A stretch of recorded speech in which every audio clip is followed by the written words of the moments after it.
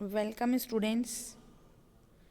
आज हम BSc second year के पेपर सेकेंड में एक टॉपिक है जिसका नाम है जनरल कैरेक्टर ऑफ जिम्नोस्पर्म, यानी जिम्नोस्पर्म के सामान्य लक्षण। उस विषय पर आज हम इस वीडियो लेक्चर में चर्चा करेंगे। डिवीज़न स्पर्मेटोफाइटा, यानी स्पर्म का मतलब होता है सीड, या स्पर्मा मीन्स सीड, फाइटोन का मतलब पादप। ऐसे पादप समूह जिनमें सीड होते हैं, जिनमें बीज होते हैं, ऐसे पादप समूह को दो सब डिवीज़न में बांटा गया है, gymnosperm and angiosperm. Gymnosperm, gymno का मतलब होता है नेकेड यानी नग्न, स्पर्मा का मतलब होता है सीड। तो हम एक लाइन में अगर बात करें, what is gymnosperm? Gymnosperm is a naked seed plant group, यानी कि नग्न बीजी हैं। नग्न बीजी का अर्थ ये हो गया कि बीज जो हैं वो फल के अंदर कवर्ड नहीं है, फल के अंदर नहीं है, बीज जो हैं वो सीधे ही पादप पर लगे हुए हैं। यानी कि सीड जो है वो नेकेड है, ओविल जो है वो भी नेकेड है, यानी बीजांड जो है वो नग्न है, सीड भी नग्न है। यानी कि सीड जो है वो ओवरी में नहीं है, या हम कह सकते हैं जो ओव्यूल है वो ओवरी में नहीं है, क्योंकि हम जानते हैं कि ओव्यूल फर्टिलाइजेशन के बाद चेंज हो जाता है सीड में और ओवरी कन्वर्ट हो जाती है फ्रूट में। तो इसका अर्थ ये हुआ कि जो ओव्यूल है वो ओवरी में नहीं है, यानी कि हम कह सकते हैं सीड जो है वो फ्रूट के अंदर नहीं है।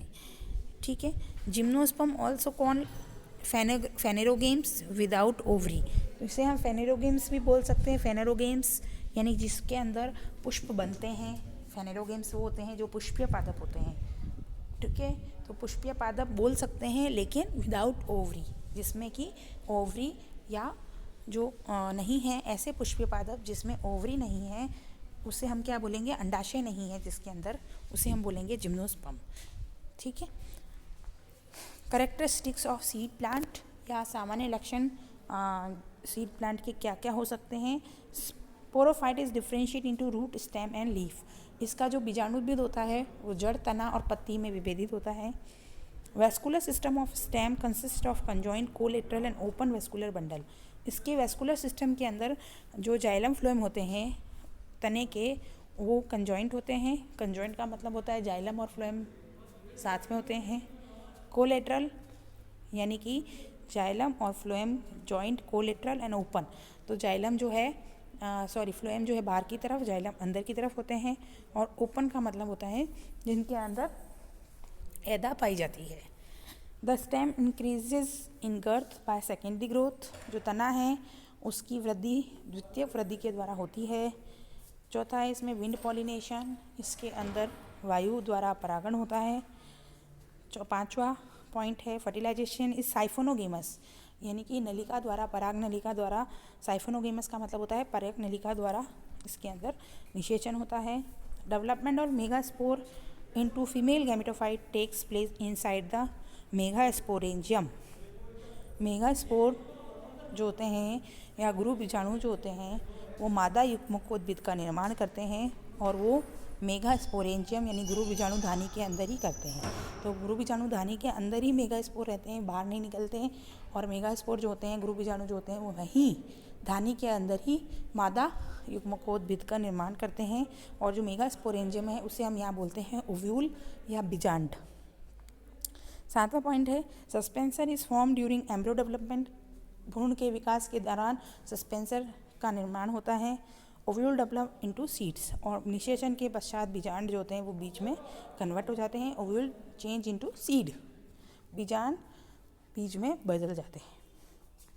नौवां पॉइंट है गैमेटोफाइट फेस इज रिड्यूस्ड, और जैसे जैसे हम उत्पत्ति के अनुसार एल्गी, ब्रायोफाइट, टेरोफाइट, जिम्नोस्पर्म और एंजियोस्पर्म की तरफ बढ़ते हैं, धीरे धीरे धीरे धीरे गैमेटोफाइट जो होता है वो छोटा होता जाता है, बीजाणुद्भिद जो होता है उसकी लाइफ बड़ी होती जाती है। अब हम बात करते हैं जिम्नोस्पर्म की। ये तो सिंपल कैरेक्टर थे, सीड बियरिंग प्लांट, या जो हम स्पर्मेटोफाइटा की बात कर रहे थे उसके सामान्य लक्षण थे। अब हम बात करते हैं, ये दो प्रकार के हो गए, जिम्नोस्पर्म और एंजियोस्पर्म, पुष्पीय पादप और अपुष्पीय पादप। Gymnosperms are group of plant where seeds are not enclosed in ovaries. Gymnosperm वह पादप समूह है जिसमें जो बीज होता है या जो हम कह सकते हैं ओव्यूल होता है, बीजांड होता है या बीज होता है, वह ओवरीज के अंदर, अंडाशय के अंदर या फिर फ्रूट्स के अंदर इनक्लोज्ड नहीं होता है। इसीलिए इसमें जो बीज लगेंगे वो सीधे ही पादप पर लगेंगे।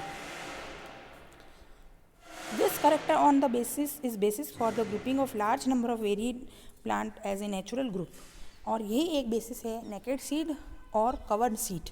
नेकेड सीड जिम्नोस्पर्म के अंदर रहेंगे और कवर्ड सीड वाले सभी पादप जो हैं, जो इनमें फ्रूट्स बनता है, फल बनता है, वो सभी पादप एंजियोस्पर्म ग्रुप में रहेंगे। Paleobotanical evidence suggests that seed evolved independently in more than one group of Paleozoic plants and diversity rapidly during lower Carboniferous period। Paleobotanical का मतलब होता है जीवाश्म विज्ञान। जीवाश्म विज्ञान के कुछ प्रमाण ऐसे सजेस्ट करते हैं, ये बताते हैं कि एक से पैलियोजोइक प्लांट जो थे ना, उसके अंदर एक से ज़्यादा समूह के अंदर बीज का विकास हुआ था। और कार्बोनिफेरस पीरियड के समय ऐसे पादप जिनमें बीज का विकास हुआ, जो कि आगे जाके जिम्नोस्पर्म कहलाए, वो अत्यधिक रूप से फैले कार्बोनिफेरस पीरियड में। ठीक है, धीरे धीरे इवोल्यूशन होने लगा। इवोल्यूशन के दौरान क्या हुआ, जो सीड प्लांट थे, बीज पादप थे, उन बीज की सुरक्षा के लिए बीज के ऊपर आवरण बनने लगा। और यही आवरण जो है वो क्या कहलाया, फल। क्या कहलाया, फल। ठीक है। With advances knowledge of fossil plant gymnosperms are regard to heterogeneous group of seed plants। और फॉसिल से ये भी पता चला है कि जो जिम्नोस्पर्म्स थे उनमें हेट्रोजेनस थे, यानी कि हेट्रोस्पोरी थी। मेल फीमेल बीजाणु जो थे वो अलग प्रकार के थे। मादा और नर युग्मों का बीज निर्माण होता था उनके अंदर, ये भी फॉसिल के अध्ययन से पता चला है। These plants constitute most of the world dominant vegetation throughout the late Paleozoic and Mesozoic era and declined thereafter। तो लेट पैलियोजोइक एरा और मेसोजोइक एरा में सिर्फ और सिर्फ इस धरती पे जिम्नोस्पर्म की डाइवर्सिटी अत्यधिक थी। बहुत सारे जिम्नोस्पर्म जो थे वो इस पूरे area Mesozoic era, Palaeozoic area में इस धरती पे फैले हुए थे। द वर्ड जिम्नोस्पर्म, ये जो शब्द है जिम्नोस्पर्म, इसको was used in 300 BC by Theophrastus. Theophrastus ने 300 BC के दौरान ये शब्द दिया था जिम्नोस्पर्म। और उनकी कौन सी बुक के अंदर ये शब्द सबसे पहले इस्तेमाल किया गया था? फादर, ये जो थियोफ्रस्टस हैं, इन्हें फादर ऑफ बॉटनी भी कहते हैं, इनके द्वारा ये शब्द दिया गया है जिम्नोस्पर्म। उनके एक शिष्य था एरिस्टोटल। एरिस्टोटल ने अपनी बुक इंक्वायरी इनटू प्लांट में भी इसका जिक्र किया है। Theophrastus used this term with those whose seeds are unprotected। Theophrastus ने ये शब्द उन पौधों के लिए यूज़ किया जिनमें सीड जो हैं, बीज जो हैं वो अनप्रोटेक्टेड हैं। सीड प्लांट्स को उन्होंने दो समूह में बांटा, एक कवर्ड सीड, एक नेकेड सीड। एक ऐसे सीड्स जो कि फल के अंदर हैं, एक ऐसे सीड्स जो फल के अंदर नहीं हैं। एक ऐसे प्लांट समूह जिसके अंदर ओव्यूल ओवरी के अंदर क्लोज है, और एक ऐसे प्लांट समूह जिसमें ओव्यूल जो है वो ओवरी के अंदर क्लोज्ड नहीं है। तो जो अंदर ओव्यूल ओवरी के अंदर क्लोज्ड है उसे हम बोलेंगे एंजियोस्पर्म्स, और जिसमें ओव्यूल ओवरी के अंदर क्लोज नहीं है, यानी ओवरी नहीं है, उसे हम बोलेंगे gymnosperms. Both have sporophytic phase as dominant generation, और दोनों के अंदर बीजाणुद्भिद ही डोमिनेंट होता है, गैमेटोफाइट रिड्यूस हो जाता है। और इस प्रकार ऐसे प्लांट समूह on the basis of line of evolution there are certain intermediatory plant भी हैं। अच्छा, और इनका इवोल्यूशन टाइडोफाइट से ही हुआ है। जिम्नोस्पर्म का जो ओरिजिन है वो टाइडोफाइट से हुआ है। ये कैसे पता चला? क्योंकि एक ऐसा समूह भी है जिसे हम बोलते हैं टाइडोस्पर्मेल्स। टाइडोस्पर्मेल्स वो टाइडोफाइट होते हैं जिनमें सीड्स जैसी स्ट्रक्चर्स है ना, सीड नहीं कह सकते हाँ, बट सीड जैसी स्ट्रक्चर्स उसमें पाई जाती है, उस प्लांट समूह को बोलते हैं हम टाइडोस्पर्मेल्स। दूसरा, अगर हम बात करें अब जिम्नोस्पर्म के हैबिट के बारे में आ जाते हैं। हैबिट, ये तो उसका ओरिजिन के बारे में हो गया कि जिम्नोस्पर्म का ओरिजिन किस प्रकार हुआ। अब हम आ जाते हैं जिम्नोस्पर्म के हैबिट के बारे में। जिम्नोस्पर्म का आवास, जिम्नोस्पर्म कहाँ पाए जाते हैं? Normally gymnosperm are large tree plant. Gymnosperm जो है वो वृक्ष के समान पौधे होते हैं, जैसे पाइनस, कुछ हर्ब्स भी हो सकते हैं, कुछ स्मॉलर भी हो सकते हैं, छोटे भी हो सकते हैं, जैसे जैमिया। जैमिया सबसे छोटा स्मॉलर हर्ब है, जैमिया जिम्नोस्पर्म में। उसके बाद साइकस, साइकस जो है वो शब की तरह या फिर ट्री की तरह भी हो सकता है। और क्लाइंबर, क्लाइंबर होता है इसमें इफेड्रा, उदाहरण है इफेड्रा। तो ये ट्री की तरह हो सकते हैं, शब हो सकते हैं, हर्ब हो सकते हैं, क्लाइंबर भी हो सकते हैं। उसके बाद आ जाते हैं हैबिटेट, यानी इसका आवास क्या है।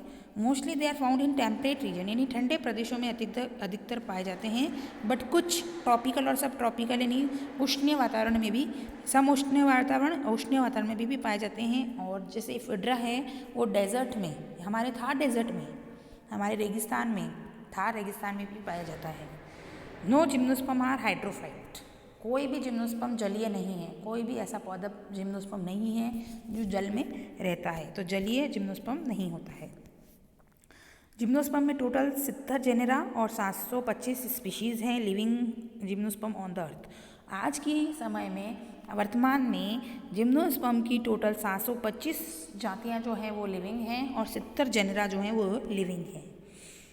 ठीक है, अब नेक्स्ट वीडियो में हम इसके जिम्नोस्पर्म के जनरल कैरेक्टर्स में मॉर्फोलॉजी के बारे में स्टडी करेंगे। तो आपने इसके ओरिजिन, हैबिटेट और जिम्नोस्पर्म क्या होते हैं, जिम्नोस्पर्म क्या है, व्हाट इज़ जिम्नोस्पर्म, इसके बारे में आपने इस वीडियो लेक्चर में अध्ययन